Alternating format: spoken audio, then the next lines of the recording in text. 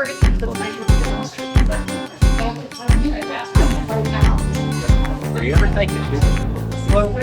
morning, everyone. Welcome to our very first Creative Mornings in Boulder. So now we'd like to invite Jessica Moon on stage, and let's give her a big applause.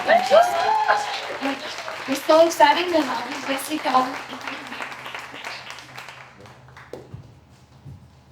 All right. Good morning. I'm excited to be here.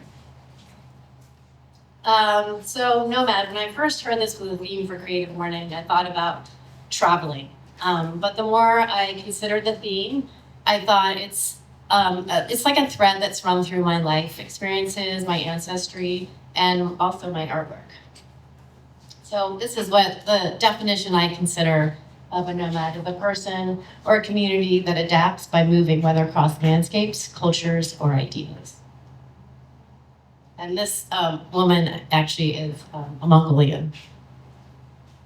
I don't come from a family of nomads in a traditional sense, but I come from a family that's shaped by movement. My mother was born in El Salvador, and her family ended up moving to Nicaragua. And her grandparents, my great-grandparents, were indigenous Central Americans. They came from Palestine in the Middle East. And then on my father's side, his roots stretched across Europe. So he came from Irish, Lithuanian, Latvian, Scottish, and Jewish ancestry.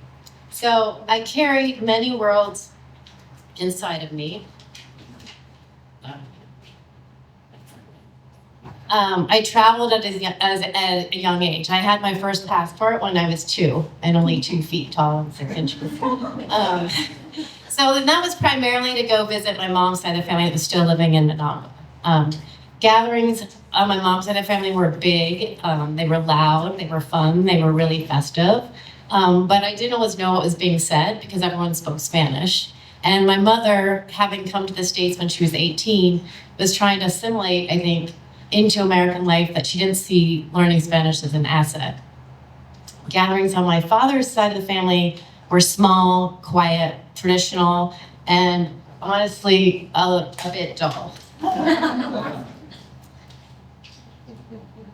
So I feel like even my name I had a sense of nomadism within my name because my father was raised Catholic, but his father, my grandfather, was Jewish. So I was raised with a Jewish last name, but without the traditions. So I almost felt a little bit of an imposter in a sense.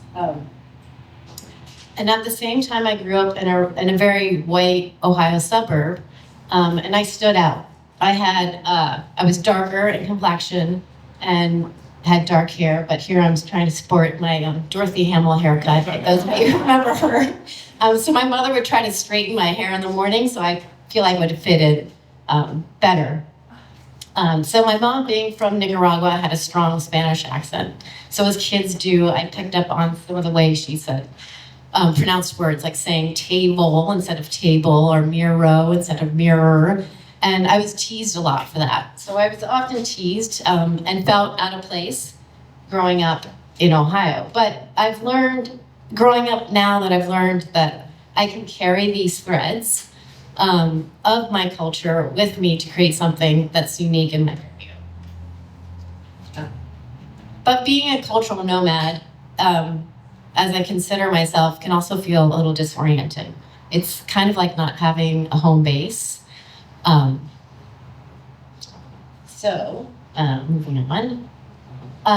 From 1992 to 2005, I was deeply connected to Mongolia. I first arrived as a Peace Corps volunteer and then continued returning for different work. When I first arrived in Mongolia in the early 90s, the country was going through a lot of transition. They had just broken away from the Soviet Union, which had collapsed. And so they were experiencing a lot of growing pains, like economically, socially, and politically.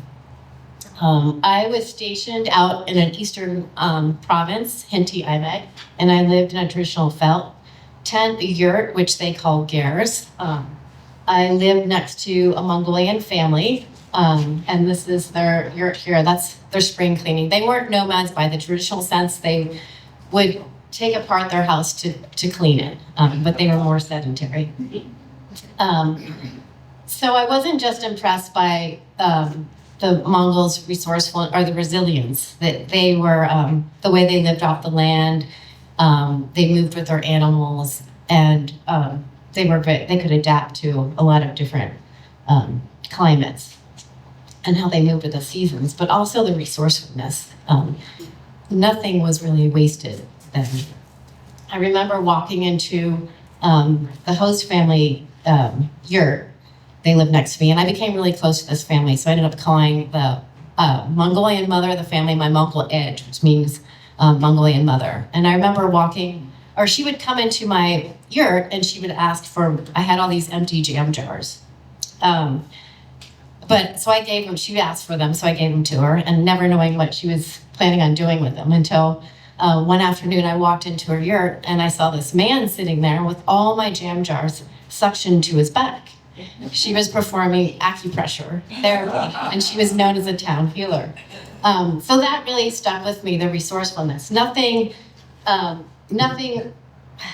goes to waste there. Even when they slaughter a sheep, they use the entire animal, from the hide down to the sheep ankle bones for kids' games. And that resourcefulness would stick with me and show up later in my artwork. Adventure pushed me deeper into the country. After Peace Corps, I worked for the United Nations on a biodiversity project, and I had a 1-year contract, as did other people who worked on that project. I became friends with 2 colleagues that were from Montana, and we had dreamed up a trip to travel by horseback from Hoofskull province up north, near the Russian border, all the way to Bayanolgi in the west. My friends, from Montana, being avid horsemen, they were convinced that our American spines would not survive 2 months on horseback riding Mongolian horses, because they're shorter and their trot's a little bit more jarring. So they decided that let's go to Russia and buy 3 Russian horses, because there's 3 of us, and then bring them across the border. I had to stay longer in Ulaanbaatar because my contract didn't end for a week later. But anyway, they found the 3 Russian horses, and about 3 days before I was going to leave and fly out to the start of our trip, I got a telegram, and it said, "Horses can cross, we cannot." So what we didn't realize was that was not an international border crossing. So the horses being Russian could cross, but my friends being American could not. So they had to backtrack all the way back to Ulaanbaatar, and there we left together to go up north. And they had arranged to pay this farmer for the horses and to meet us in a week's time. So we traveled far north, waited a day, they didn't show up. Waited a second day, and I thought, for sure this farmer is keeping the money and the horses, and he's not gonna meet us. But sure enough, on the 3rd day, just before sunset, we saw 3 giant horses silhouette on the horizon, and we started on our journey. So as I was preparing for this, I realized I was trying to look for photos. I'm like, why don't I have any photos? And I realized, I didn't bring my camera. Because back then, this was in the mid-90s, there weren't smartphones or digital cameras. So to lighten our load, we had 1 camera between us. So I relied on my friends' photos and documented the journey primarily in my journal.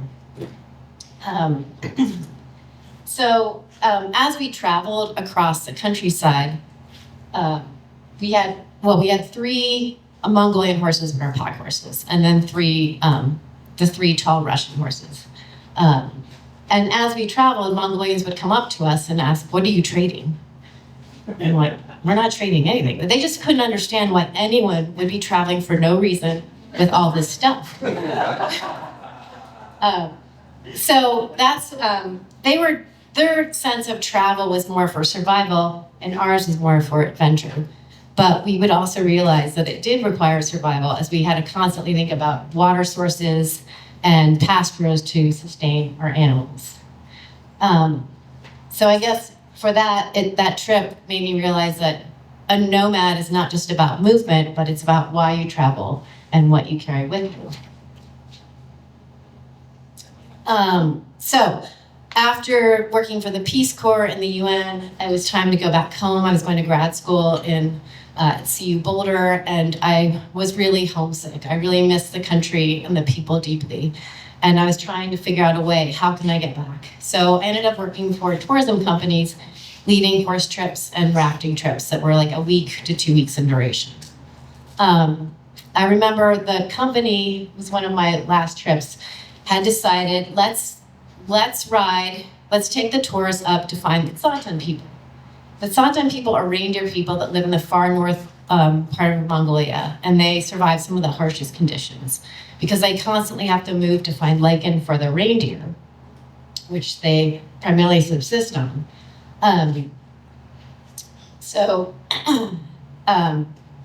We ended up, I had mixed emotions about meeting these people. I knew they were a culture that was endangered. And so we eventually encountered the people, but it was really difficult to see. I think tourism brought both gifts and challenges. They, in one sense, it brought them a source of income. They could sell crafts, they could host visitors, they could share the reindeer culture, which gave them a sense of pride. And they could also be able to send their kids to school, purchase food, and get veterinary care for their animals. But the costs were real because some of the families were actually moving their herds down south to be more accessible to the tourists. And so that would put stress on the reindeer as well. So I felt like tourism was distorting their nomadic traditions. And I remember when we first encountered them, and it was really unsettling because I felt like tourism was impacting them in a negative way. I mean, it was providing them a way to survive, but at the same time, it was disrupting their lifestyle. So I didn't want to be a part of that type of tourism that was reducing a nomadic lifestyle to like more of a spectacle. So I stepped away from that and then ended up leading trips for a company that's actually based here in Boulder called Where There Be Dragons, leading trips for young adults and high school and college kids. So the resourcefulness coming back to the States was really difficult after being there for like 3 years consistently. I worked for the Peace Corps of the United Nations. And so I was having a hard time adjusting. I became hyper aware of all the waste that was being produced, or consumerism. And also when I kept returning back to the country of Mongolia, since I was just going there in the summers later, I started noticing a lot of trash that was littering the landscape. So in my artwork, this would show up. I started using discarded materials in my work. And so this piece I made for the Boulder Museum of Contemporary Art. And it was made with 10,000 punctured bicycle inner tubes that I installed in this space. I also started using plastic bags. I think my inspiration came from seeing that plastic bag that's just stuck in a tree and the air is blowing through it. And so I created these creatures called the inflatables.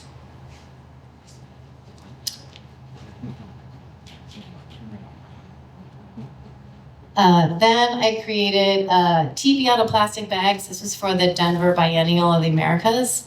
The venue was at Red Line, and it was called Artist Footprints.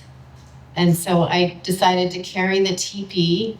I decided to ride my bike from Boulder to Denver because it was about sustainability. And a friend of mine who's here now came with me and documented this, and I had the images in the gallery space.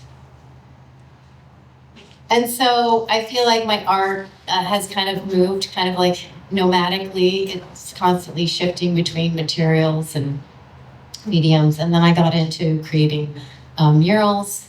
this one was for Streetwise Festival on the old Liquor Mart building. It got torn down.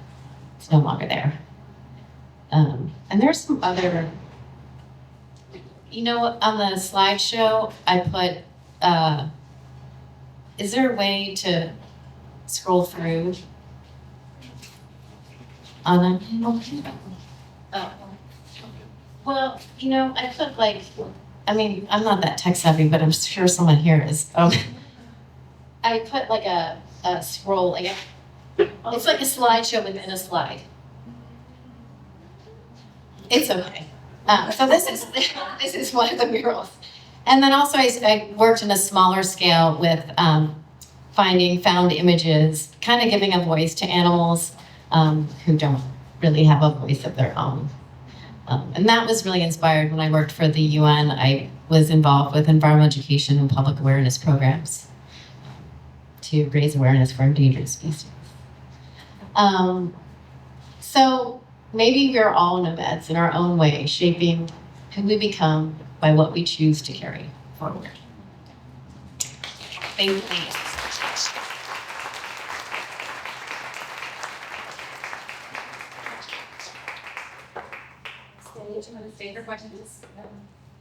Are there any questions? We wanted to give everyone just the opportunity to ask some questions to Jessica. So yes. Are any of your murals in Boulder right now? Let's see. So I have a mural that's on Pearl Street. It has climate stripes, and it's showing temperature change from the early 1900s to present day with some silhouetted animals. So most of them have an environmental message. And also on the La Sportiva building, there's another mural there. In addition, up in Nederland for the town of Nederland that honors Chapita, Native American, who used to live in this area. Yeah. that last Sportiva mural is my absolute favorite. Oh, thank you. Thanks. I love every time Thanks. Yeah. Do you still travel a lot? And what's the plan with your work on currently? I still travel. I feel like my whole experience in Mongolia has kind of altered my sense of travel. So I try to travel with more of a purpose. So like art residencies. I haven't been back to Mongolia since 2005, and I was invited to do an art residency there, but I couldn't go back because it would be too hard to see all the changes. Eventually I'd like to, I think. Yeah. I have a question. The Russian horses, were they mated? Sorry, what? Were they mated? The Russian horses? Gated. Yeah, that means they were more comfortable to walk like 10 kilometers. Oh, yeah. So the reason why we had the Russian horses is because of the trot. It was not as riding a Mongolian horse. You're just bouncing up and down all the time. So yes, it was much more comfortable, sort of. But the horses were very unruly. It was a little scary at first because I rode horses when I was 9, so. Yeah, it was a learning experience for sure. But I was young, so. Yes. Was that the same trip when you went kayaking, or was that a different one in Mongolia? The same trip. So what happened with the kayaks? Oh, no, that was a different trip. I thought you meant like But say a little bit about kayaks. the river trip. Yeah. Oh, yeah. So we took, it was a separate trip, but taking inflatable kayaks and navigating through some of these rivers that no one had ever floated before. And we were all geared up with like life vests, and so we'd get off.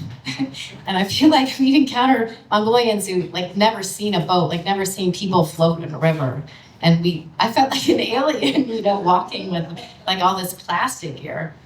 Because I remember when I first arrived, I would wear, I had clothing on that said Gore-Tex. And I remember sitting down in a yurt, and they're like, Inuit, what is that? What is that? What is that? I'm like, oh, it's a type of fabric that's waterproof and it keeps you really warm. I'm like, that doesn't look warm. Thank you.